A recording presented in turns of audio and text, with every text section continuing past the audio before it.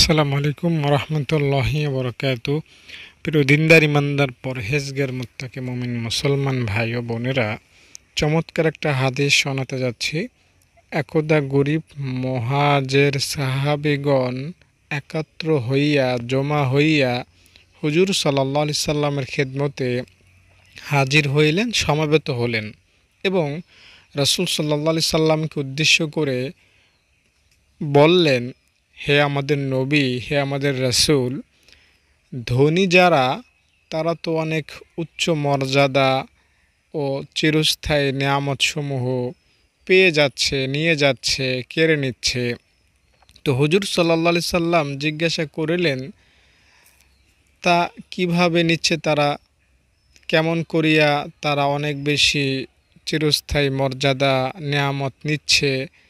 তো সাহাবায়ে কেরাম তখন বললেন, ইয়া রাসূলাল্লাহ, যারা ধনী তারা তো নামাজ পড়ে, তারা তো রোজা রাখে, আবার তাহারা আমাদের সহিত শরিক রহিয়াছে, অর্থাৎ তারা নামাজ পড়ে, আমরাও নামাজ পড়ি, তারা রোজা রাখে, আমরাও রোজা রাখি, ধনী গরিবের মধ্যে তো তেমন কোনো পার্থক্য নাই, আমরাও করি, তাহারাও এগুলো করে। কিন্তু ধনীরা মালদার হওয়ার কারণে তারা সদকা করে, গোলাম আজাদ করে, আর আমরা এসব বিষয়ে অক্ষম। আমরা তো দান খয়রাত করা, হজ করা, ওমরা করা, জাকাত দেয়া, এগুলো তো আমরা পারি না। তো হুজুর সাল্লাল্লাহু আলাইহি সাল্লাম তখন বললেন, আমি কি তোমাদেরকে এমন জিনিস বলিয়া দিব যাহার উপর আমল করিয়া তোমরা পূর্ববর্তী লোকদেরকে ধরিয়া ফেলিবে এবং পরবর্তীদের হইতেও আগে চলিয়া যাইবে, আর কেহ এই আমলগুলো করা ব্যতীত তোমাদের চেয়ে উত্তম হইবে না। তো সাহাবায়ে কেরামকে নবীজি এই অফারটি দিলেন যে তোমরা যে অভিযোগটা আমার কাছে দায়ের করলা যে আল্লাহ মালদারদেরকে নামাজ পড়ার তৌফিক দিচ্ছেন, আবার জাকাত দেওয়ারও তৌফিক দিচ্ছেন, ফলে তারা এমনিতেই আরও বেশি সওয়াব পাচ্ছে, আমরা এটা পাচ্ছি না। তো এর সমাধানে আমি নবী তোমাদের জন্য একটা পরামর্শ, আমি নবী তোমাদের জন্য একটা সমাধান দিচ্ছি, সেটা কি তোমরা নিবা আমার থেকে? সাহাবীগণ বললেন, নিশ্চয়ই আমাদিগকে তা দেন, বলে দেন, শিখিয়ে দেন, পদ্ধতি জানিয়ে দেন, কি করলে আমরা যারা ধনী তাদের চাইতো বা অন্যান্য সকল মানুষের চাইতে বেশি নেকিওয়ালা হব, বেশি সোয়াবওয়ালা হব। তো তখন হুজুর সাল্লাল্লাহু আলাইহি সাল্লাম বলে দিলেন আমলটার কথা। আমলটা হলো প্রত্যেক নামাজের পরে সুবহানাল্লাহ, আলহামদুলিল্লাহ, আল্লাহু আকবার ৩৩ বার করিয়া পড়িতে থাকা। ৩৩ বার করে নবীজি সাল্লাল্লাহু আলাইহি সাল্লাম সাহাবীদেরকে পড়তে উৎসাহ দিলেন। আর কি বললেন নবীজি? এই আমলগুলো যে করবে সে উত্তম হবে, তার চেয়ে বেশি আর কেউ উত্তম হবে না। দর্শক, এই আমলটা নবীজি সাল্লাল্লাহু আলাইহি সাল্লাম সাহাবীদেরকে শিক্ষা দিলেন, তাহারা পড়িতে আরম্ভ করিলেন। সাহাবায়ে কেরাম নবীজি সাল্লাল্লাহু আলাইহি সাল্লাম থেকে এই আমলটা শিখেই আরম্ভ করে দিলেন পড়তে, আমল করতে। কিন্তু সেই জামানার মালদার লোকেরাও একই নমুনার ছিলেন। মানে সাহাবায়ে কেরামদের মধ্যে কেউ তো ছিল গরিব, আবার কেউ তো ছিল টাকাওয়ালা। তো গরিব যে সেও আমল করত খেয়ে না খেয়ে, ধনী যে সেও তার ধন সম্পদ লাথি মেরে আমল করত। সাহাবায়ে কেরাম যাদেরকে আল্লাহ টাকা দিয়েছেন তারা টাকা নিয়ে পড়ে থাকতেন না, যে গরিব তার চেয়েও বেশি আমল করার চেষ্টা করতেন। তো এইখানে সেই কথাটাই বলা হচ্ছে, সেই জামানার মালদার লোকেরাও একই নমুনার ছিলেন। খবর জানিতে পারিয়া তাহারাও পড়িতে আরম্ভ করিলেন। এই আমলটা নবীজি গরিবদের জন্য শিক্ষা দিয়েছিলেন যে তোমরা তো গরিব, আমার কাছে অভিযোগ নিয়ে আসছো, ধনীরা নামাজও পড়ে, জাকাতও দেয়, সদগাও করে, তো আমি তোমাদের জন্য এই আমলটা শিক্ষা দিলাম, তোমরা এই আমলটা করো, তাহলে ধনীদের মতো তোমরা সওয়াব পাবা। তো তো এই কথা শুনে গরিব সাহাবায়ে কেরাম ধুমসে আরম্ভ করে দিলেন আমল করতে। তো এই আমলটা করতে যখন ধনীরা দেখলো, ধনীরাও এই আমলটা গরিবদের মতো শুরু করে দিল। নামাজ শেষে তারাও ৩৩ বার করে পড়া শুরু করে দিল। তখন যেটা হলো, গরিব মহাজেরগণ যারা টাকা পয়সায় একটু দুর্বল ছিলেন, এই সমস্ত সাহাবায়ে কেরাম আবার পুনরায় হুজুর সাল্লাল্লাহু আলাইহি সাল্লামের খেদমতে হাজির হইলেন, নবীজির কাছে গেলেন এবং নবীজি সাল্লাল্লাহু আলাইহি সাল্লামকে বিষয়টা খোলাসা করে বললেন, ইয়া রাসূলুল্লাহ, আমলটা তো আপনি আমাদের জন্য দিয়েছেন, গরিব করবে, ধনীর এই আমলটা করে কেন? তাহলে তো তারা আরও বেশি সওয়াব পাবে। তো এরকম একটা অভিযোগ নিয়ে সাহাবায়ে কেরাম গেলেন, ইয়া রাসূলুল্লাহ, এটা তো আমরা করব, তারা কেন করে? তো দেখুন, সাহাবীদের মধ্যে সওয়াব বেশি কার হয় এই প্রতিযোগিতাটা ছিল, কিন্তু আমাদের মধ্যে এই প্রতিযোগিতা নাই। কে কত বেশি টাকা কামাবে সেটার প্রতিযোগিতা আমাদের সমাজে আছে, নেকির প্রতিযোগিতা সাহাবীদের মধ্যে ছিল। তো এটা যখন সাহাবায়ে কেরাম নবীজির কাছে এসে বললেন যে, ইয়া রাসূলুল্লাহ, আমাদের মালদার ভাইয়েরাও এই আমল শুনিয়া তারাও তো আমাদের মতো আরম্ভ করেছে আমল করতে। তখন নবীজি যেটা বললেন সেটা হলো, হুজুর সাল্লাল্লাহু আলাইহি সাল্লাম ইরশাদ ফরমাইলেন, ইহা আল্লাহ তাআলার অনুগ্রহ, তিনি যাকে ইচ্ছা দান করেন, কে তাতে বাধা দিতে পারে? অন্য এক হাদিসেও উক্ত ঘটনা অনুরূপ বর্ণিত হইয়াছে। উহাতে হুজুর সাল্লাল্লাহু আলাইহি সাল্লাম বলেছেন, তোমাদের জন্যও আল্লাহ তাআলা সদগার সমতুল্য আমল রাখিয়াছেন। সুবহানাল্লাহ একবার বলা সদগা, আলহামদুলিল্লাহ একবার বলা সদগা, স্ত্রীর সহিত সহবাস করা সদগা। সাহাবীগণ আশ্চর্যের সহিত জিজ্ঞাসা করিলেন, ইয়া রাসূলুল্লাহ, স্ত্রী সহবাসে নিজের খাহেশ মেটানো হয়, ইহাও সদগা হইয়া যাইবে? হুজুর সাল্লাল্লাহু আলাইহি সাল্লাম বললেন, যদি সে ব্যক্তি হারামে লিপ্ত হয় তবে কি তাহার গুনাহ হইবে না? সাহাবীগণ বললেন, অবশ্যই হইবে। হুজুর সাল্লাল্লাহু আলাইহি সাল্লাম বললেন, এমনিভাবে হালালের মধ্যে সদগা ও সওয়াব রহিয়াছে। অর্থাৎ হারাম কাজ হইতে বাঁচিয়া থাকার নিয়তে স্ত্রী সহবাস নেকি ও সওয়াবের কারণ হইবে। এই ঘটনা সম্পর্কিত অন্য এক হাদিসে স্ত্রী সহবাসে নিজের খায়েশ মিটানো হয়, এই প্রশ্নের উত্তরে হুজুর সাল্লাল্লাহু আলাইহি সাল্লামের এই ইরশাদ নকল করা হইয়াছে যে, বলো দেখি, যদি সন্তান জন্ম লাভ করে অতঃপর সে যৌবনে পৌঁছে আর তোমরা তাহার সম্পর্কে উচ্চ আশা পোষণ করো, এমন সময় সে মারা যায়, তবে কি তোমরা সওয়াবের আশা করিবে না? সাহাবীগণ বললেন, অবশ্যই সওয়াবের আশা করিব। হুজুর সাল্লাল্লাহু আলাইহি সাল্লাম ফরমাইলেন, কেন? তোমরা কি তাহাকে পয়দা করিয়াছ? তোমরা কি তাহাকে হেদায়াত দান করিয়াছ? তোমরা কি তাহাকে রিজিক দান করিয়াছিলে? না, বরং আল্লাহ পাকই পয়দা করিয়াছেন, তিনিই হেদায়াত দান করিয়াছেন, তিনিই রিজিক দিয়াছেন। অনুরূপভাবে সহবাসের দ্বারা তোমরা বীর্যকে হালাল স্থানে রাখিয়া থাকো, অতঃপর উহা আল্লাহ তাআলার কবজায় চলিয়া যায়। তিনি ইচ্ছা করিলে উহাকে জিন্দা করেন, অর্থাৎ উহা দ্বারা সন্তান পয়দা করেন, অথবা উহার মৃত্যু ঘটান, সন্তান পয়দা করেন না। এই হাদিস হইতে বোঝা যায় যে সহবাস সন্তান লাভের কারণ বলিয়াই নেকি ও সওয়াব পাওয়া যায়।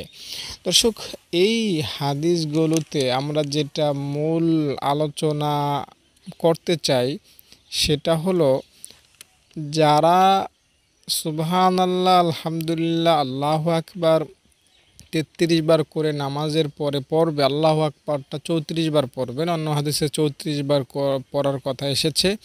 তো এই আমলটা যদি নামাজের পরে আপনি করতে পারেন, তাহলে মনে করেন হজ করার সওয়াব, উমরা করার সওয়াব, যাকাত দেওয়ার সওয়াব, এরপরে দান করার সওয়াব, এরপরে ভিক্ষা দেওয়ার সওয়াব, মসজিদ মাদ্রাসায় দান করার সওয়াব, এভরিথিং, টাকার সাথে যত ধরনের সওয়াব সম্পর্ক রাখে সকল সওয়াব ইনশাআল্লাহ আপনি পাবেন।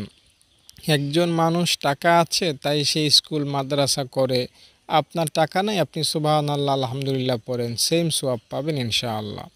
একজন মানুষকে আল্লাহ তাআলা কোটিপতি বানিয়েছেন, সে একটা মসজিদ বানিয়ে দিয়েছে সমাজে, আপনার টাকা নাই, আপনি কিভাবে বানাবেন? সমস্যা নাই, সুবহানাল্লাহ পড়েন। সে মসজিদ বানিয়ে লক্ষ লক্ষ টাকা খরচ করে যে সোয়াব পাবে, আপনি সুবহানাল্লাহ পড়েই সে সোয়াব পাবেন ইনশাআল্লাহ। তাই এই তিনটা বাক্যের পাওয়ার ক্ষমতা, গুরুত্ব সম্পর্কে আপনি জানেন, বুঝেন এবং আমল করার চেষ্টা করেন। আমি আরেকটা হাদিস আপনাকে শোনাতে চাই।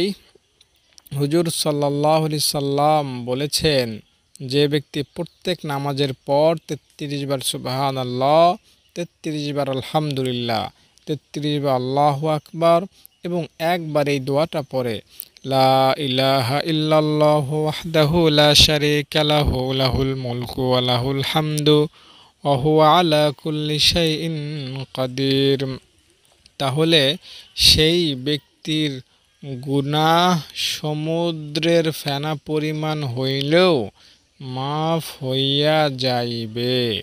এ কথা মুসলিম শরীফের মধ্যে রয়েছে।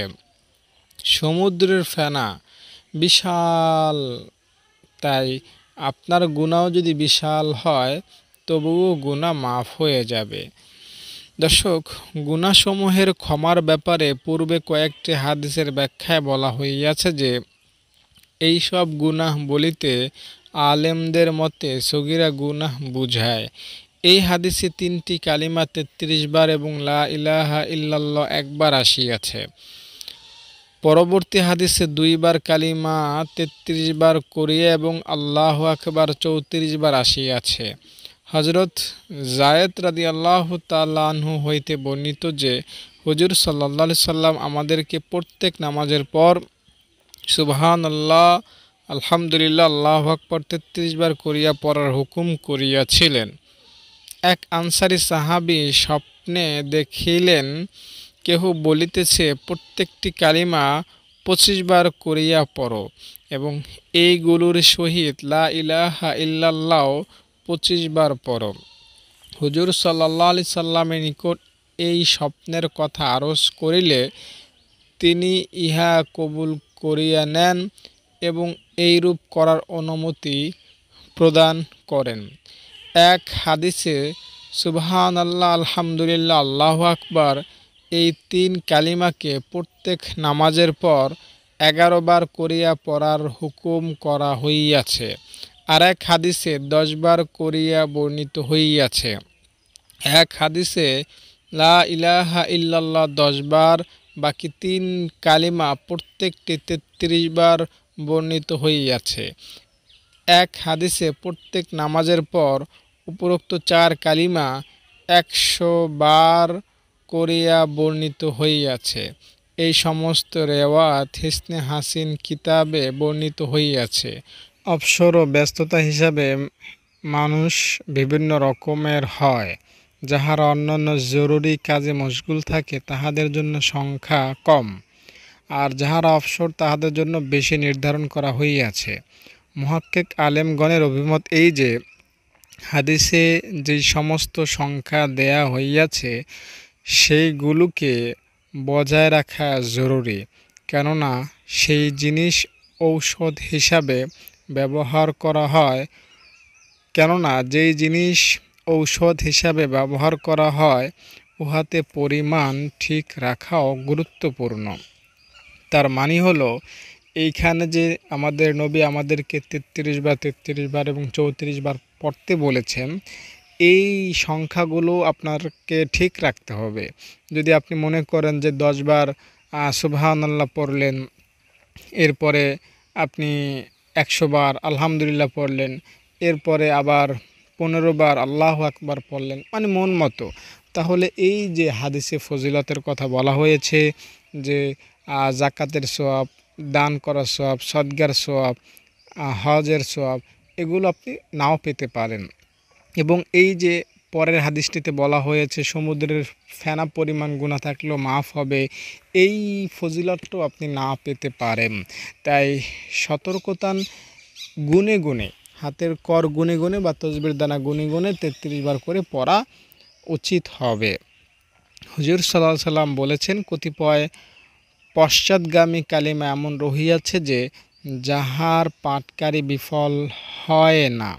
সেই কালিমাগুলো হইল প্রত্যেক ফরজ নামাজের পর ৩৩ বার সুবহানাল্লাহ, ৩৩ বার আলহামদুলিল্লাহ, ৩৪ বার আল্লাহু আকবার পাঠ করা।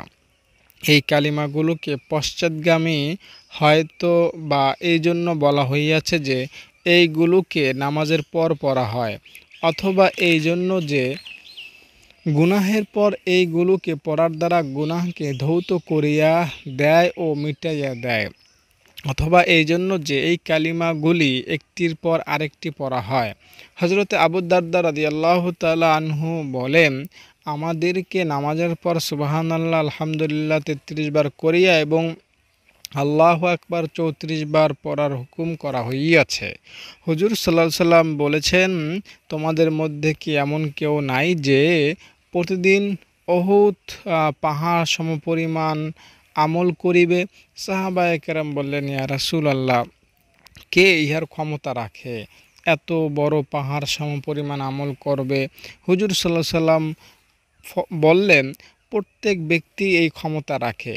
সাহাবীগণ বললেন, উহা কিভাবে নবী?